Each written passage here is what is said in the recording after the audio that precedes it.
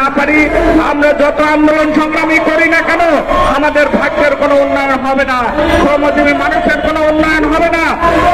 সংগ্রামী বন্ধুগণ, আমরা বুক ভরা আশা নিয়ে প্রত্যাশা করেছিলাম আমাদের দেশের, যদিও সেই 18 দফার সাথে অনেক সংগঠনের ভিন্ন মত আছে, কিন্তু তারপরেও আমরা বলেছিলাম 18 দফার বাস্তবায়ন করতে হবে। আমরা আমাদের এই সরকার আসার পরে একটি শ্রম কমিশন হয়েছিল, সেই শ্রম কমিশন যে সুপারিশ করেছে আমরা মনে করেছি সেই নির্বাচনের আগে, আজকে যে রোডম্যাপ ঘোষণা করেছে সেই নির্বাচনের আগে এই শ্রম কমিশনের যে বাস্তবায়ন সেটা হতে হবে, কিন্তু আমরা তার কোনো কিছুই দেখছি না। আমরা কি দেখছি? আমরা দেখছি শ্রমিকরা সারা মাস কাজ করার পরে তার বেতনের জন্য আন্দোলন করতে হয়। 29 দিন কাজ করে একদিন শ্রমিকরা আজকে রাজপথে আবার ওই বেতনের জন্য একদিন সময় রাখে আন্দোলন করার জন্য। এই আন্দোলনের দিন বিভিন্ন ভাবে শ্রমিকদেরকে যেভাবে মৃত্যুবরণ করতে হচ্ছে, এর দায়িত্ব এই অন্তর্বর্তী সরকারকেই নিতে হবে।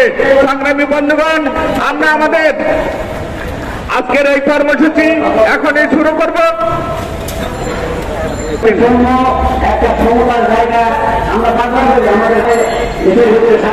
আসলে 5 আগস্ট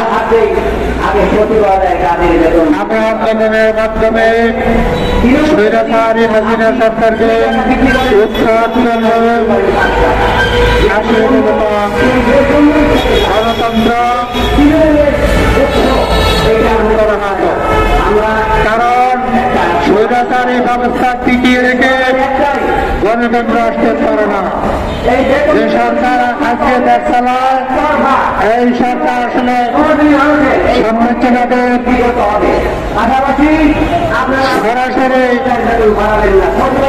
নিয়ন্ত্রিত সরকার। মার্কিন সাম্রাজ্যবাদ, পশ্চিমা সাম্রাজ্যবাদীদের দালাল।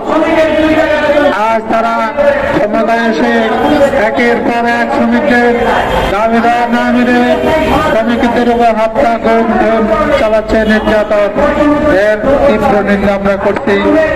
বন্ধুগণ, আজকের এই সভা আনুষ্ঠানিকভাবে শুরু করছি।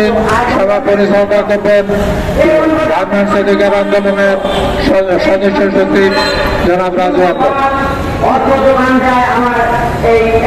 সংগ্রামী বন্ধুগণ, নীলফামারীতে শ্রমিকদের ন্যায়সঙ্গত আন্দোলনে যৌথ বাহিনীর গুলিতে হাবিব নামে যে শ্রমিক মৃত্যুবরণ করেছে এবং অসংখ্য শ্রমিকরা আজকে মৃত্যুর সাথে পাঞ্জা লড়ছে, তার প্রতিবাদে গার্মেন্টস শ্রমিক আন্দোলন কেন্দ্রীয় কমিটির পক্ষ থেকে এখানে আমরা সমবেত হয়েছি।